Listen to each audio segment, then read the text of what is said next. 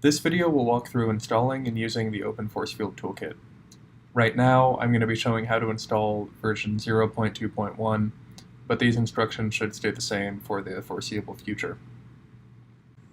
The first thing I'm going to do is go to the Open Force Field Toolkit website, and this is github.com/openforcefield/openforcefield. This is where our core toolkit lives. Here I'm going to scroll down to the README section, and in here I'm going to follow the link for installing via Conda. So the first step is to ensure that I have Conda on my system, and this can be installed without root access just into the local file system. Since I'm on a Mac, I'm going to go ahead and grab mini Conda using curl.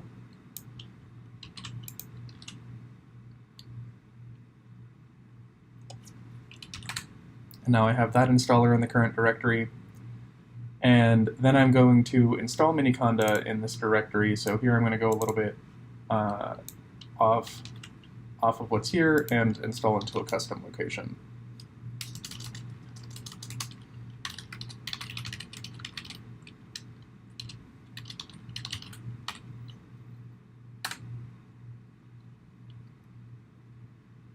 So what I'm installing is both the Conda package manager and a basic Python installation that's going to form the base environment of this mini Conda build.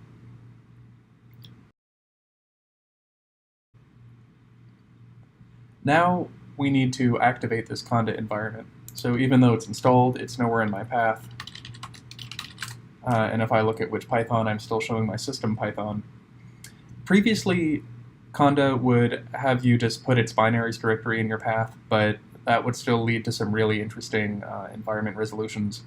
So as of 2018, they recommend sourcing this environment script in the miniconda etc profile D directory.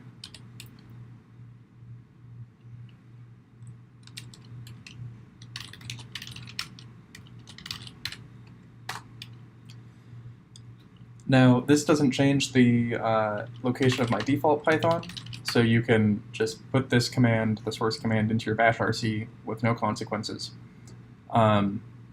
See, it's still pulling up the system Python here. But when I want to enter the miniconda environment, I now have access to this conda activate command, and I can conda activate the base environment. And now you can see that the terminal is annotated with this extra stuff here, indicating that I'm in the base environment, and also the Python executable that I'm finding is inside of the miniconda directory. Just to show you how flexible this can be, you can actually create any number of environments. So I'm going to leave the base environment. And it would be fine to install this in the base environment. In fact, that's what the instructions over here have you doing.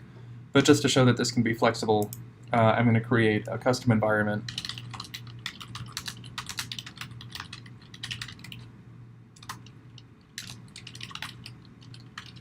Where I'm going to specify Python version 3.7. The Open Force Field Toolkit can do Python version 3.6 or 3.7.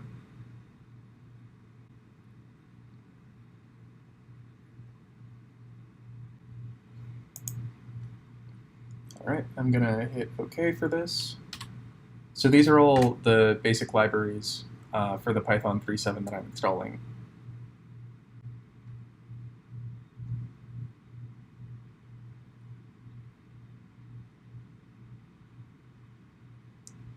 And now, just like before, how I could do conda activate base, now I can run conda activate open force field, and open force field happens to be our toolkit name, but importantly, it's the name of the conda environment that I created at the beginning of this command.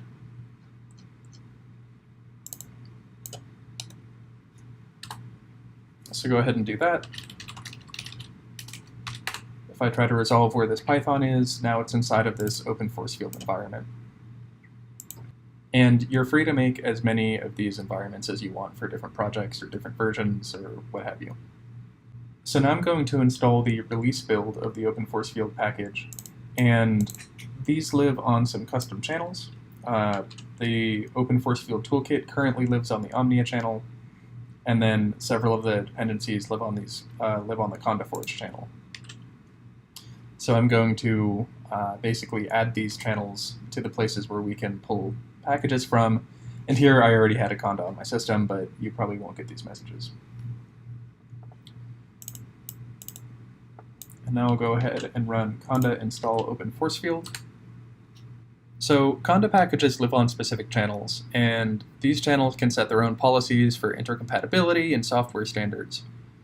One popular channel for open source software is this Conda Forge channel, where a lot of projects currently live. We're hoping to migrate there fully as soon as we can get a couple final issues worked out, but until then, we're hosting the open force field toolkit on a channel that handles a lot of computational chemistry tools called Omnia.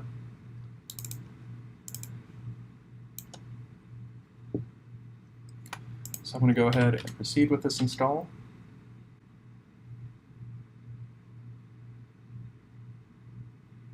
Now, this command is going to install the most recent version of the toolkit and any dependencies, which is what you're seeing getting pulled down now. RDKit and Amber tools will come by in this list, and these are a new feature in the 0.2 toolkit series, and we'll be keeping them onwards, which is that these toolkits can run on a completely open source backend, so you don't need the OpenEye toolkits to run the open force field toolkit anymore.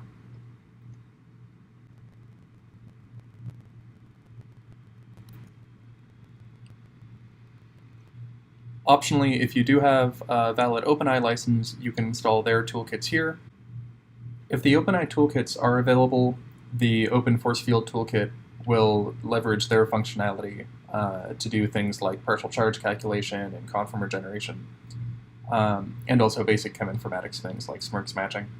If they're not available, though, we have fallbacks for all of these coded in RDKit and Amber tools, so you'll have a pretty much fully functional toolkit, whether or not you install OpenEye.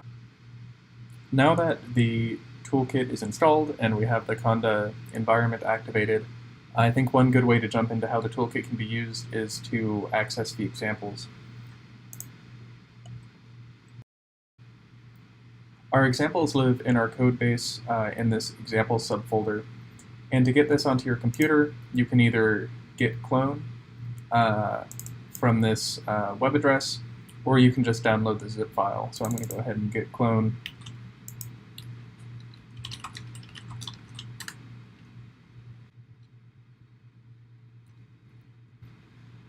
And now all of our examples are bundled into Jupyter notebooks, and we're trying to update all of our examples to these notebooks because they make it a lot easier to experiment with individual chunks of code without rerunning the entire file, which can sometimes take a while.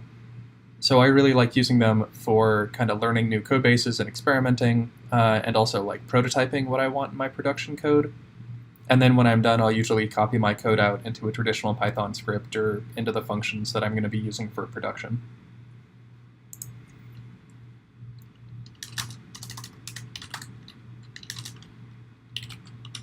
So here we see we've got our mini conda build, and inside of here is the Python executable we're using.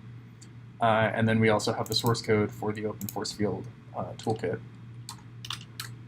So I'm going to go in there, and I'm going to head into the example subfolder, and I'll check out the Smirnov simulation example. And here we have these files suffixed with IPyNB, or IPython notebook. And in order to run these, I have to do conda install Jupyter.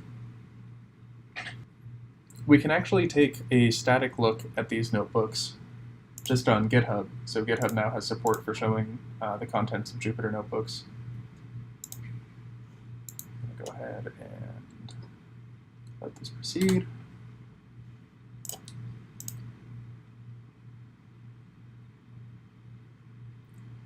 Here we see all of the code that would be inside of the notebook, but it's non-interactable because this is just on the GitHub website.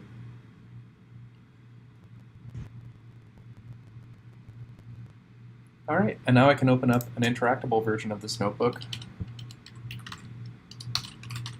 with the Jupyter Notebook command, and then the file name of the IPython notebook I want to run.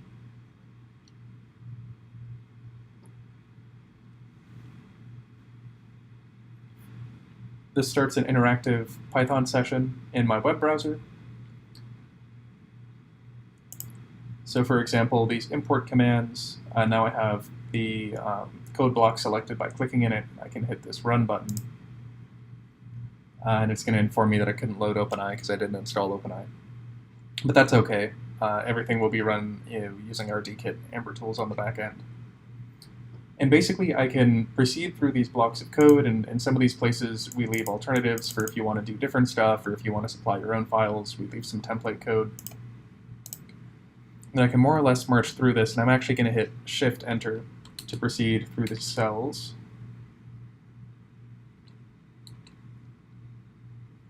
And what we're doing here is we're setting up a simulation where we've got, I think, one ethane and one cyclohexane. And so this is a toolkit convention. You have to specify a complete representation of these molecules that you're using, so things that include a bond order and formal charge on any atoms if applicable. And this is important because we need to have that information to match schmirks to get your molecules right. So in this case, you need both a complete description, and we can get that either from a SMILE string or we can get that from a mol2 if you have that around. And then also the system that we're going to be applying this to as PDB, and this is where we're going to get the system coordinates from. So this has the coordinates that we'll actually use for the simulation. This just has completely defined reference molecules, so either this block or this block.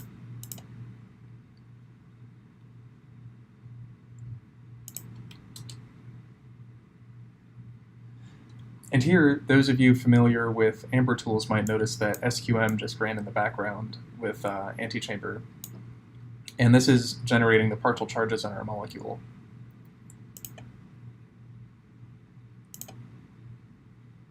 And now in this block,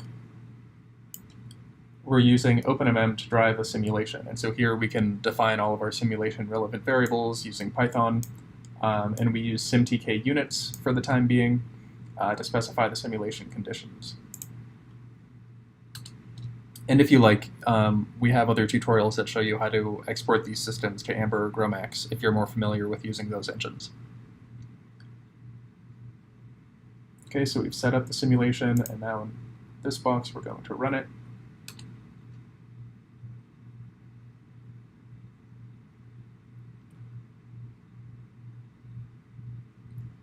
And now, in our simulation setup, we had specified the output to go to this trajectory.pdb file. And if I look in this directory, I'll just open a new tab. We do indeed have trajectory.pdb. So apparently I did not have PyMol on this computer, but that's all right. We can visualize this using VMD.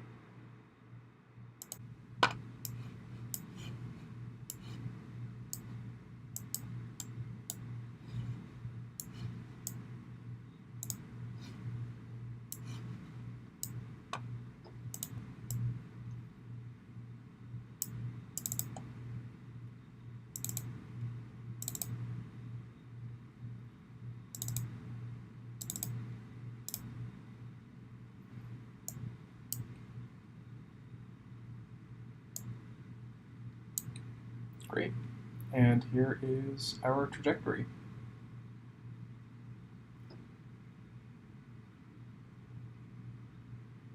I have a couple examples on here. These are fairly simple, but you do want to have them running locally on your computer because oftentimes you want to visualize the output.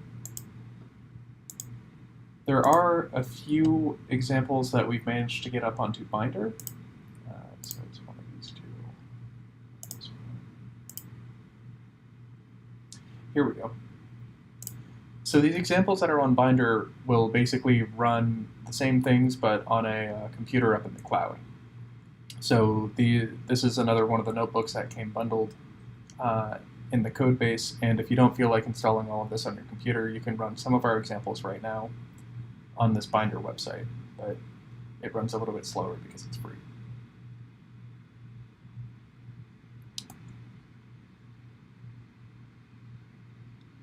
Generally, the other examples here, they're all described in the README, but they'll show you different ways to, for example, interact with our force field class, to inspect or change the parameters that get assigned to a molecule.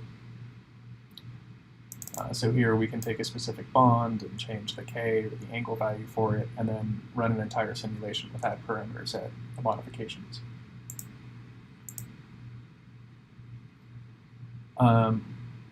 We also show how to convert a system created by Open Force Field out to Amber or GROMACS format input.